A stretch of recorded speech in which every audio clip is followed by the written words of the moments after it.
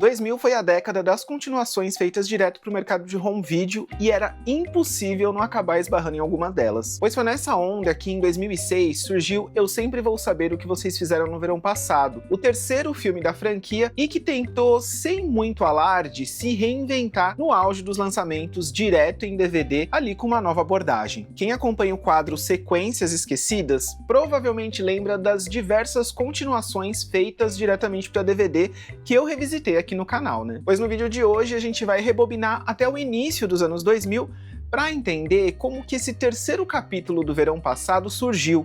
O que será que aconteceu ali depois do lançamento de Eu Ainda Sei lá em 98? E quais argumentos ficaram perdidos ali no caminho até a decisão de realizar uma continuação direto para o mercado de home video ali na metade dos anos 2000. Aperta o play e vem comigo, porque gostando ou não de Eu Sempre Vou Saber o que Vocês Fizeram no Verão Passado, essa é uma história bem legal aí para descobrir como é que esse filme saiu do papel.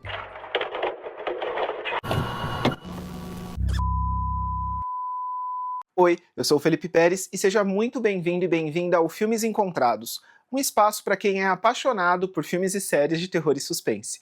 Se esse é seu primeiro vídeo por aqui, te convido a se inscrever e ativar o sininho das notificações, porque toda semana tem conteúdo novo aqui no Filmes Encontrados. Depois de 2 filmes estrelados por Jennifer Love Hewitt, Fred Prinze Jr. e Mills Watson, a franquia Verão Passado ficou anos sem sinal de vida até o terceiro filme de fato sair do papel nos anos 2000. Mas entre 1998, quando Eu Ainda Sei o que Vocês Fizeram no Verão Passado foi lançado nos cinemas, e 2006, quando Eu Sempre Vou Saber foi lançado nas locadoras, muita coisa aconteceu e algumas ideias ficaram perdidas e esquecidas pelo caminho. Eu Ainda Sei o que Vocês Fizeram no Verão Passado chegou aos cinemas em 13 de novembro de 1998 nos Estados Unidos, e aqui no Brasil em 5 de março de 99. Eu inclusive assisti no cinema. Um orçamento estimado em 24 milhões de dólares, a continuação alcançou ali por volta de 84 milhões no mundo todo.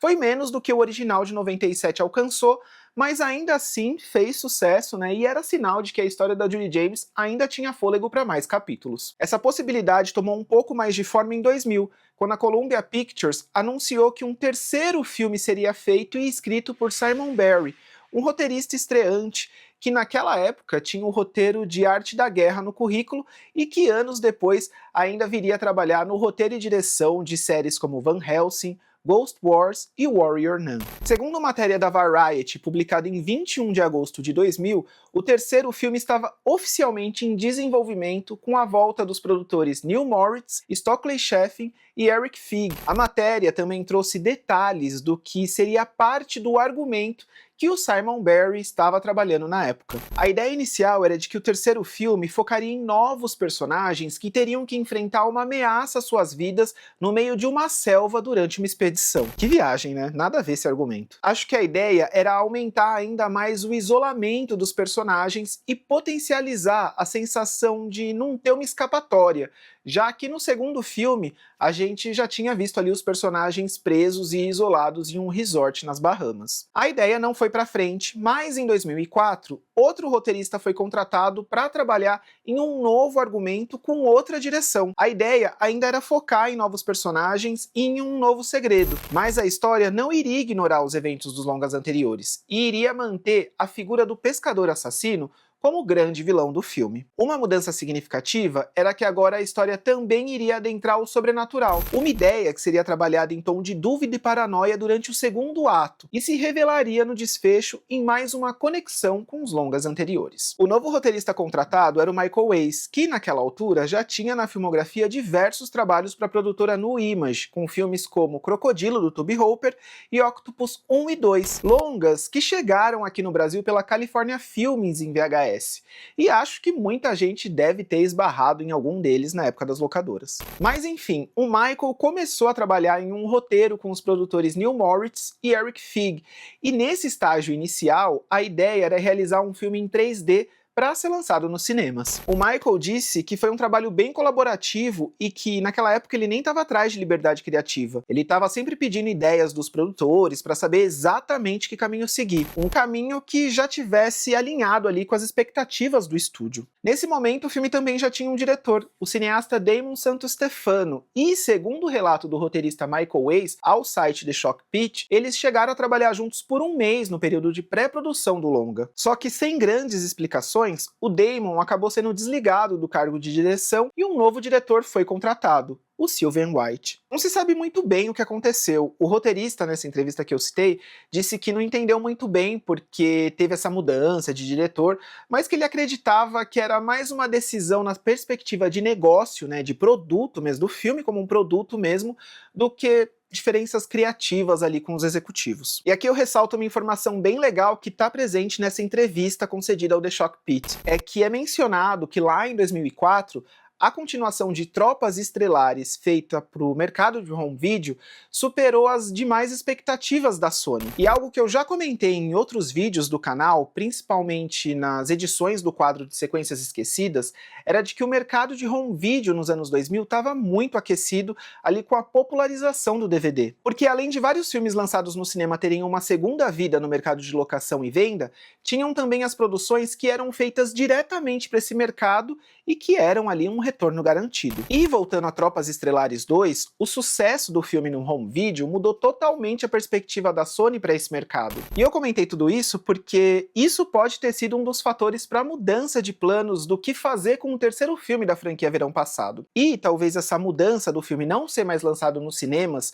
e de ser uma produção de orçamento mais reduzido tenha feito com que o diretor Damon Santo-Stefano abandonasse o projeto ou que não fizesse mais sentido para ele naquele momento também. Enfim, comentei todo esse lance aí do mercado de home video para contextualizar do porquê talvez, né, a decisão de fazer com que a franquia fosse agora para o mercado de home video faria mais sentido do que lançar o filme nos cinemas naquele momento. Mas bem, o novo diretor contratado era o Sylvain White, como eu já tinha comentado, e até tinha alguns trabalhos no currículo, né? Ele tinha a direção de vários videoclipes, ele tinha também um curta que ele fez na época da faculdade, que chamava Quiet, e um primeiro longa-metragem que ele lançou em 2004, o Desejo A3, que chegou aqui no Brasil em DVD e VHS pela Columbia. Mas focando em Eu Sempre Vou Saber, o terceiro filme da franquia, o Sylvain White pegou um trem meio que já andando, né? Porque, primeiro, naquele momento, o roteiro já estava pronto e a pré-produção já tinha começado. E segundo, porque as filmagens estavam programadas para começar dali 2 semanas.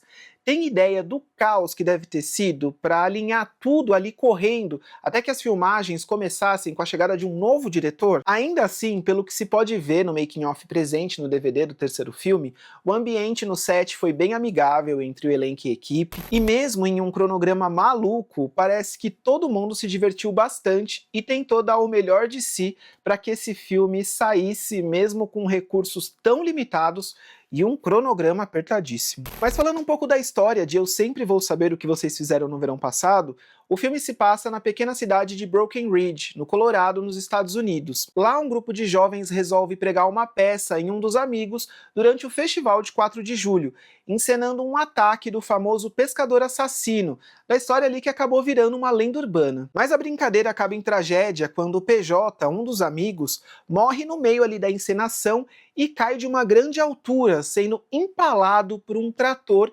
estacionado ali no local. Com medo de levarem a culpa e serem presos, os amigos decidem esconder a verdade, queimando a roupa do pescador, né, a fantasia que eles usaram para a brincadeira, e prometendo que iriam guardar aquele segredo para sempre. Um ano depois, a Amber, a protagonista do filme, né, ela recebe uma estranha mensagem no celular que diz o clássico "Eu sei o que vocês fizeram no verão passado". E a partir daí, ela começa a ter estranhas visões que ela não sabe se é sonho ou realidade.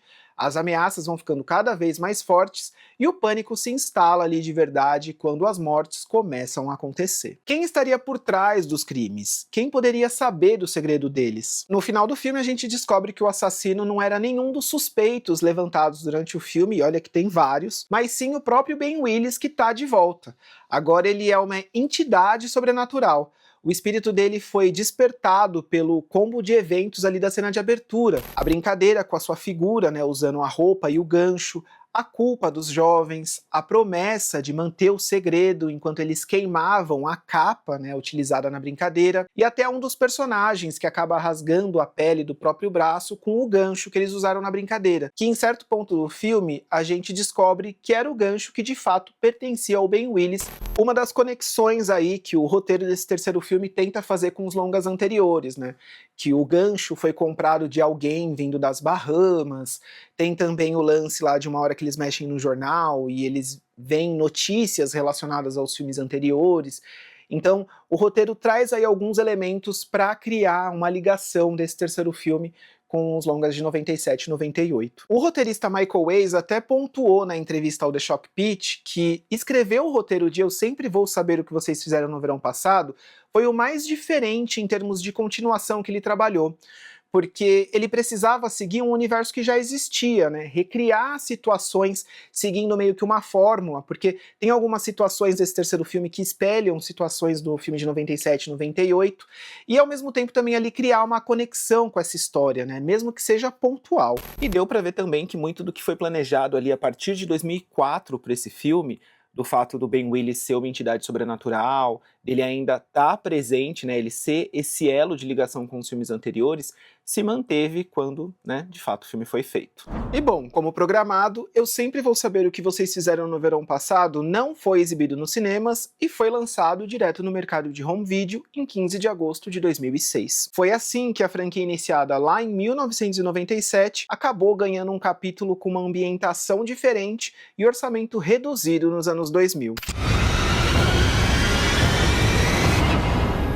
I'll always know what you did last summer. Get hooked. E essa franquia não foi a única, isso também aconteceu com Lenda Urbana, quando chegou ao seu terceiro filme, com Lenda Urbana 3, A Vingança de Mary, dirigido pela Mary Lambert. Inclusive, Lenda Urbana tem uma história ótima de um quarto filme perdido que estava para ser lançado e teve o seu título alterado de última hora. Vou deixar aqui como dica de próximo vídeo para você assistir, porque é uma história bem curiosa. E acho que conversa bastante com o vídeo de hoje sobre como o mercado de filmes para home video estava aquecido ali na metade dos anos 2000. Você curte as sequências feitas para o mercado de home video dessa época? O que acha desse terceiro filme do verão passado? Me conta nos comentários, porque é impossível, né, não pensar como teria sido se o terceiro filme tivesse acontecido ali no comecinho dos anos 2000, com o elenco original e continuando a história que tinha acabado ali em Eu Ainda Sei nas Bahamas. Por fim, a gente até teve ali o filme de 2025, que trouxe de volta a Jennifer Love Hewitt e o Fred Prinze Jr., mas eu acho que eu sou um dos poucos que gostou bastante desse filme. Espero que você tenha curtido o bate-papo de hoje e se inscreve aqui no Filmes Encontrados se ainda não for inscrito, para não perder os próximos conteúdos. Muito obrigado por ter visto até aqui e a gente se encontra no próximo vídeo. Até lá!